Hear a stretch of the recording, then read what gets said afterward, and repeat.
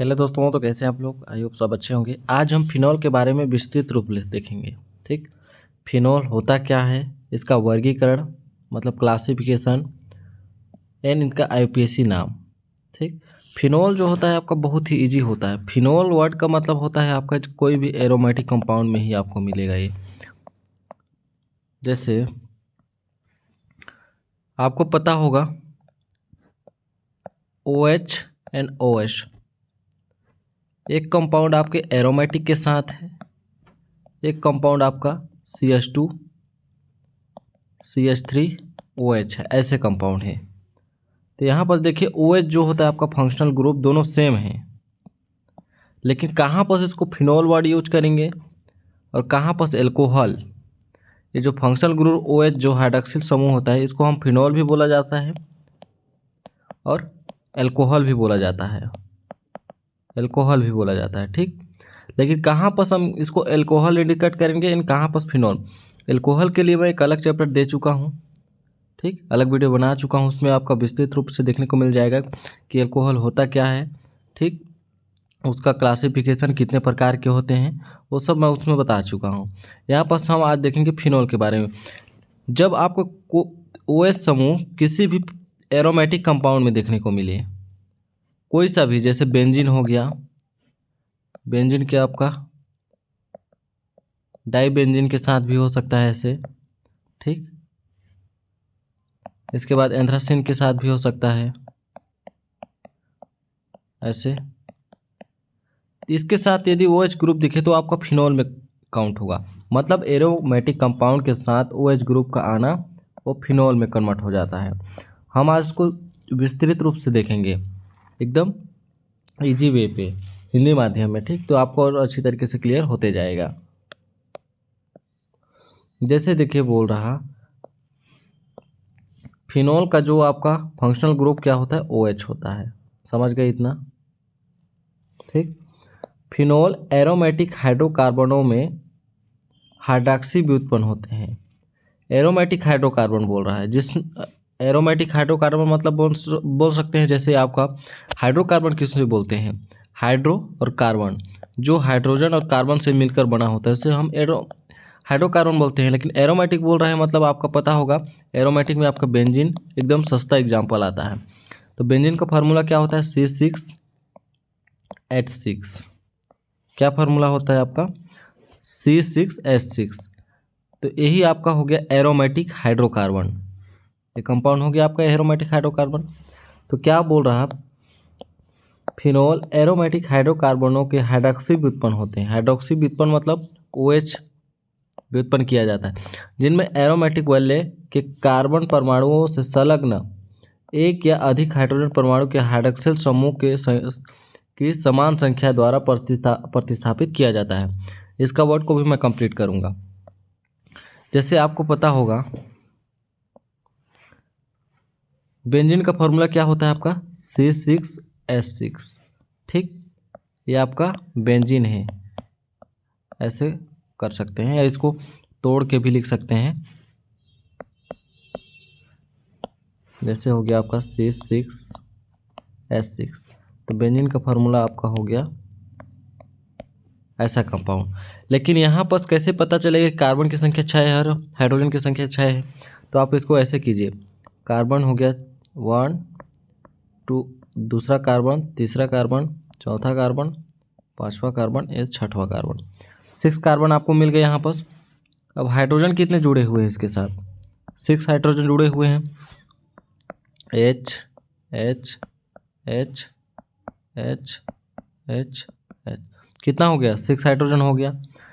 इसका एक खुली श्रृंखला स्ट्रक्चर बन गया। ठीक, आपको पता होगा जो कार्बन होता है वो हमेशा 4 बॉन्ड बनाता है, 4 हाइड्रोजन के साथ हमेशा जुड़ा रहे। 4 हाइड्रोजन नहीं, कोई भी कंपाउंड जुड़ा रह सकता है, लेकिन उसके बीच में बॉन्ड 4 ही होंगे। तो यहाँ पर कितने बॉन्ड बने आप देखिए, 1 2 3 बॉन्ड बने, यहाँ भी 3 बॉन्ड बनेंगे, 1 2 3। लेकिन इसको बनाना कितना बॉन्ड है, 4 बॉन्ड। तो इसको संतुलित करने के लिए यहाँ पर एक पाई बॉन्ड जगह ले लेता है, 1 हो गया, 2 हो गया, 3 हो गया। अब कार्बन का बॉन्ड काउंट कीजिए, इस कार्बन के लिए 1 2 3 4, 4 बंद हो गए। इस कार्बन के लिए 1 2 3 और ये जो पाई बॉन्ड है वो 4 बॉन्ड बना लिया। तो ये होता है बेंजीन का खुली श्रृंखला। यहाँ पर यदि कोई OH ग्रुप आता है अटैक करता है तो OH जो होता है आपका रिप्लेस कर देता है किससे, हाइड्रोजन को, समान संख्या में हाइड्रोजन को। तो ये यहाँ का हाइड्रोजन जो होता है बाहर निकल जाता है H के रूप में, -H के रूप में, और ये जो आपका OH होता है यहाँ पर आके जगह बना लिया। क्या बनाएगा आपका, देखिए बंध श्रृंखला में बना रहा, ठीक, ऐसे कंपाउंड दिया हुआ है।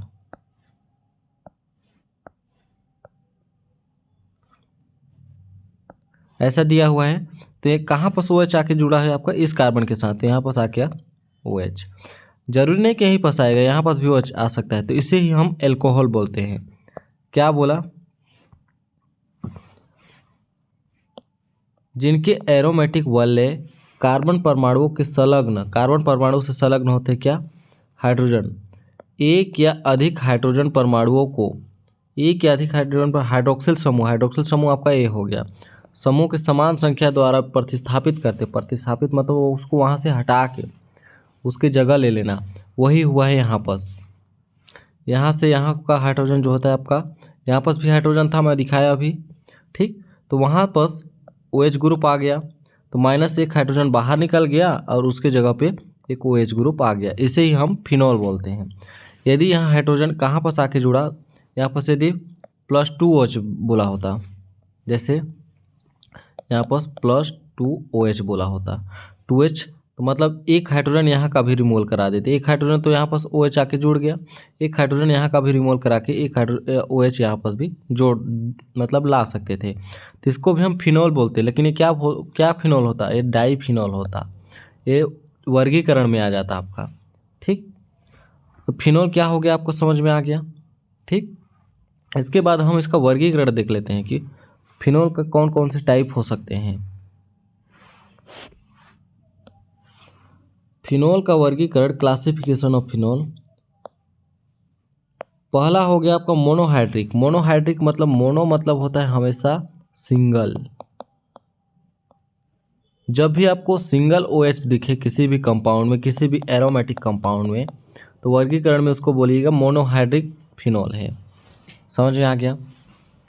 तो इसमें देखेंगे हम, इनके अणु केवल एक OH समूह होते हैं। एरोमेटिक वलय के रूप में अन्य प्रतिस्थापक समूह जैसे एल्किल हो गया, एल्किल मतलब CH3 ग्रुप हो गया, C2H5 हो गया, कुछ भी हो सकता है, एल्कीन हो गया, एल्कीन मतलब हो गया का आपका एल्किल, इसके बाद एल्कीन हो गया डबल बॉन्ड वाले compound, carbon carbon double bond वाले, एल्काइन आपका डबल ट्रिपल बॉन्ड होता है कार्बन कार्बन की, एल्कीन समूह हो गया।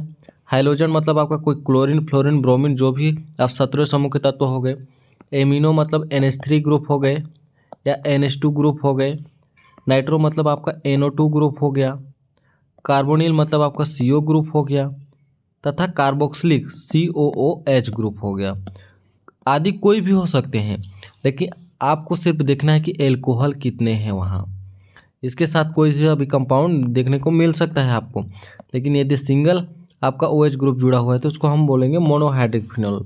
इसके बाद कौन सा ग्रुप उसके साथ जुड़ा हुआ है उसके हिसाब से उसका नामकरण किया जाता है। जैसे यहाँ पर सिंगल आपका, यहाँ पर आपका सिंगल OH ग्रुप जुड़ा हुआ है, कोई यहाँ पर ना एल्कीन है ना एल्कीन है ना हाइलोजन है, कुछ नहीं है यहाँ पर, तो इसको हम नॉर्मल से क्या बोले, फिनॉल बोले, फिनॉल, ठीक। समझ में आ गया। इसके बाद यहाँ पर देखिए कोई एल्किल ग्रुप आ गया, CH3 ग्रुप आ गया, तो CH3 ग्रुप आ गया तो ये आपके आर्थो स्थान पर है, ये आपका जैसे फंक्शनल ग्रुप के जस्ट समीप वाला क्या होता है, आर्थो होता है। फंक्शनल ग्रुप आपका क्या हो गया, आपका OH हो गया। इसके समीप वाला जो आपका बॉन्ड होता है, कार्बन होता है, उसको हम आर्थो बोलते हैं। इसके समीप वाला पैरा, इसके समीप वाला मेटा, इसके बाद उसके तीसरे वाला स्थान आपका पैरा होता है। इसी प्रकार यहाँ पर भी इसके जस्ट एडजस्टेंट पॉइंट क्या हो गया, आपका आर्थो हो गया, ये मेटा हो गया, ये पैरा हो गया। यदि फंक्शनल ग्रुप यहाँ पर होता, जैसे फंक्शनल ग्रुप आपका OH समूह यहाँ पर होता, तो ये आपका आर्थो हो जाता, ये मेटा हो जाता, ये पैरा हो जाता। ठीक है, आर्थो हो जाता है, मेटा हो जाता है, पैरा हो जाता है। फंक्शनल ग्रुप यहाँ होता तो आर्थो कौन सा होता आपका, ए वाला कंपाउंड आर्थो होता, ए आर्थो होता। समझ में आ गया। उसके जस्ट समीप वाला क्या होता है आपका, आर्थो होता है। ठीक, यहाँ पर क्या बोल रहा है, ओएस कहाँ पर है आपका, ऊपर में है। ठीक, उसके जस्ट समीप आप आर्थो हो गया। यदि CH3 ग्रुप हो तो उसको क्रिसॉल बोला जाता है। एल्कोहल के साथ है तो उसको क्रिसॉल बोलते हैं। यहाँ पर देखिए आर्थो हो गया, मेटा हो गया, तो इसको मेटा क्रिसॉल बोले। CH3 का है मेटा, यदि यहाँ होता है CH3 इसके जगह पे तो इसको पैरा क्रिसॉल बोलते हैं, जैसे यहाँ पर दिया हुआ है। इतना समझ गए, आगे बढ़ते हैं। इसके बाद बोल रहा है डाईहाइड्रिक फिनॉल। आपको पता है मोनोहाइड्रिक क्या है आपका, सिंगल एल्कोहल मिलेगा किसी भी कंपाउंड में, यदि सिंगल एल्कोहल है उसको मोनोहाइड्रिक बोलते हैं। डाईहाइड्रिक का मतलब होता है उसमें डबल एल्कोहल होना, वो समूह का 2 बार होना। ठीक, तो इसका नामकरण आप कर सकते हैं, जैसे यहाँ पर आपका बेंजीन होगा, मिट गया है। आपको पता होगा इसको हम ऐसे शॉर्टकट में क्यों बना देते हैं, या इसके डॉट द्वारा इसको क्यों लिखा जाता है ऐसे बेंजीन रिंग के अंदर। आपको पता है इसके पाई बॉन्ड जो होते हैं लोकलाइज्ड होते रहते हैं। लोकलाइज्ड मतलब एक स्थान से दूसरे स्थान पर जाते रहते हैं। इसकी अनुनादी संरचना के कारण इसको लिखा जाता है ऐसे। ठीक, अनुनादी संरचना आप देखिएगा समझ में आ जाएगा। तो यहाँ पर बोल रहा, यहाँ एल्कोहल है, तो यहाँ पर हो गया आर्थो। OH ग्रुप यदि 2 टाइम है तो इसका हम स्थान के आधार पर इसको नामकरण कर सकते हैं। जैसे यहाँ पर आर्थो के जगह पे OH है, एल्कोहल फिनॉल जो होता है जस्ट एडजस्टेंट पॉइंट पर यदि कोई OH ग्रुप है तो इसको हम कैटियोल बोलते हैं। यदि मेटा स्थान पर है तो इसको हम रिसार्सिनॉल बोलते हैं, रिसार्सिनॉल। यदि पैरा के स्थान पर एल्कोहल है, 2 जगह है, मतलब आपको 2 जगह मतलब डाईहाइड्रिक, लेकिन यहाँ पर पैरा में कोई OH ग्रुप जुड़ा हुआ है आपका, तो इसको हम क्या बोलते हैं, क्विनॉल या हाइड्रोक्विनॉल। समझ में आ गया। मेटा होगा इसको रिसार्सियोल, आर्थो स्थान पर होगा इसको हम कैटियोल, इसके बाद पैरा स्थान पर होगा उसको हम क्विनॉल या हाइड्रोक्विनॉल बोलते हैं। इतना समझ गए। इसके बाद आगे बढ़ते हैं। आगे क्या बोल रहा है आपका, ट्राईहाइड्रिक फिनॉल। ट्राईहाइड्रिक फिनॉल मतलब आपका समझ गए कि 3 एल्कोहल होगा उस ग्रुप में, किसी भी बेंजीन रिंग में। तो यहाँ पर भी यदि आर्थो और मेटा पर पोजीशन पर OH ग्रुप है तो इसको हम पायरोगैलोल बोलेंगे। ठीक, इसके बाद आर्थो और पैरा स्थान पर होगा तो इसको हाइड्रोक्सीक्विनोन बोलेंगे। जैसे ऊपर में देखिए हाइड्रोक्विनोन बोले ना, तो हाइड्रोक्सीक्विनोन बोलेंगे इसको। इसके बाद आर्थो मेटा पैरा,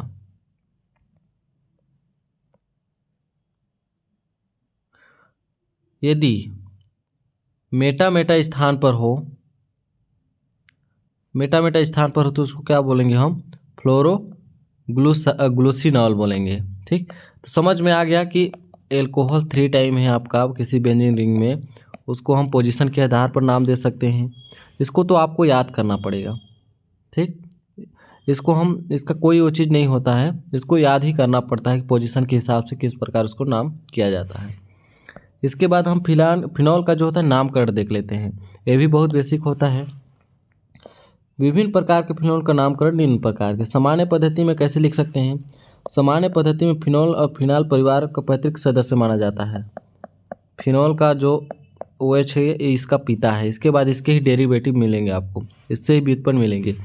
इस परिवार के अन्य सदस्यों फिनॉल का व्युत्पन्न कहा जाता है। जैसे OH समूह के सापेक्ष एरोमेटिक रिंग तथा रिंग पर स्थापनों की स्थिति आर्थो मेटा या पैरा से व्यक्त किया जाता है, मैं जिसको आपको ऊपर बता चुका हूँ। ठीक, जैसे यहाँ पर आपका OH ग्रुप है तो मैं बताया था इसमें कुछ भी ग्रुप आ सकते हैं आपके, एल्किल हो गया, एल्किन हो गया आपका, नाइट्रो ग्रुप हो गया आपका, एमीन ग्रुप आ गया, कार्बोक्सिलिक ग्रुप हो गया आपका। ठीक, कुछ भी ग्रुप आ सकते हैं, कार्बोनिल ग्रुप ऊपर में देखे थे ना अभी, उसके हिसाब का जो पोजीशन होता है, मैं पोजीशन बता दिया हूँ कि क्या होता है। जो यदि OH समूह यहाँ पर से तो क्रियात्मक समूह के जस्ट एडजेसेंट पॉइंट आर्थो होता है, उसके सेकेंड वाला मेटा होता है, उसके थर्ड वाला पैरा होता है। उसका नामकरण उसके स्थिति के स्थान के आधार पर किया जाता है। जैसे ये आपका नॉर्मल फिनोल हो गया, पैतृक रूप, पैतृक मतलब इसका पिता हो गया। तो यदि यहाँ पर आर्थो स्थान पर ब्रोमो है तो इसको क्या बोलेंगे, आर्थो ब्रोमोफिनोल। समझ में आ गया। यदि कोई नाइट्रो ग्रुप कहाँ पर से, यह आर्थो हो गया, पैरा हो गया, मेटा हो गया, सॉरी ये मेटा हो गया, ये पैरा हो गया, गलत बता रहा था, ठीक, ये पैरा हो गया। तो ये क्या हो गया, पैरा नाइट्रोफिनोल। नाइट्रो ग्रुप है ना भाई यहाँ पास। तो यहाँ पर यदि मैं बताया था ना NH2 ग्रुप हो गया तो इसको एमिन बोलते हैं। तो एमिन कहाँ पर है आपका, आर्थो स्थान पर, तो इसको हम बोलेंगे आर्थो एमिनोफिनोल। कितना बेसिक है देखिए। इसी प्रकार हम आगे बढ़ते हैं। यहाँ पर क्या है, जैसे ये आपका हो गया एल्कोहल, फिनोल मतलब OH ग्रुप है, मतलब यहाँ फिनोल है, तो इसके जस्ट एडजेसेंट पॉइंट वाला क्या होता है आपका आर्थो होता है। ये मेटा आर्थो हो गया, ये मेटा ये पैरा हो गया। समझ में आ गया। तो यदि CH3 होता है इसको हम क्या बोलते हैं, क्रिसोल बोलते हैं। तो ये आर्थो क्रिसोल बोले। यहाँ पर यदि देखिए इसको पहले ऊपर में कहाँ दिखा रहा था, ऊपर में कहाँ रखा था, एल्कोहल को सिर्फ ऊपर हेड में रखा था। देखिए अब एल्कोहल को जो OH ग्रुप है उसको कहीं पर भी रख दे रहा। इस बेंजीन रिंग में कहीं पर भी OH हो सकता है, यहाँ भी हो सकता है, यहाँ भी हो सकता है, लेकिन इसकी जो आपकी नामकरण होगी वो सेम होगी। मतलब इसकी स्थिति परिवर्तन होने से उसमें कोई चेंजेस नहीं होता। जैसे यहाँ का नामकरण करने आ गया आपको तो आप सेम इधर का भी नामकरण कर सकते हैं, यहाँ पर का खासकर। तो देखिए यहाँ पर इसके जस्ट एडजस्टमेंट पॉइंट वाला क्या हो गया आपका, आर्थो मेटा। तो इसको मेटा क्रिसोल बोला, जिसको हम ऊपर देख चुके हैं अभी। इसको हम क्या बोल सकते हैं, पैरा क्रिसोल। पैरा क्रिसोल क्योंकि बोले, आर्थो मेटा पैरा। समझ में आ गया, ठीक। इसको हम यदि 2H ग्रुप हो गया, इसके बाद सबको सम्मिलित किया है। देखिए ये आपका डाईहाइड्रिक हो गया कि मोनोहाइड्रिक का है, ठीक। डाईहाइड्रिक में जब पैरा स्थान पर क्या होता है, आर्थो मेटा स्थान पर होता है, इसको हम क्या बोलते हैं, रिसार्सिनॉल बोलते हैं, ठीक। समझ में आया। यदि पैरा स्थान पर इसको किनोल बोलते हैं, किनोल। अब आपका आर्थो स्थान पर था उसको कैटियोल बोले। ये डाईहाइड्रिक का एग्जाम्पल है, उसको ऊपर को पढ़ लिए मतलब इसको भी पढ़ लिए, नामकरण वही होता है। यदि हम IUPAC पद्धति में सेकेंड नंबर देखें तो उसको हम दूसरे नाम से भी व्यक्त कर सकते हैं, दूसरे तरीके से भी। तो IUPAC पद्धति में मोनोहाइड्रिक फिनोल का नामकरण सामान्य फिनोल, जैसे सामान्यतः फिनोल C6H5OH होता है, पता है आपको फार्मूला, के व्युत्पन्नों के रूप में किया जाता है। इनको एरोन सब जैसे बेंजीन में हाइड्रोक्सी व्युत्पन्न के रूप में नामकरण किया जाता है।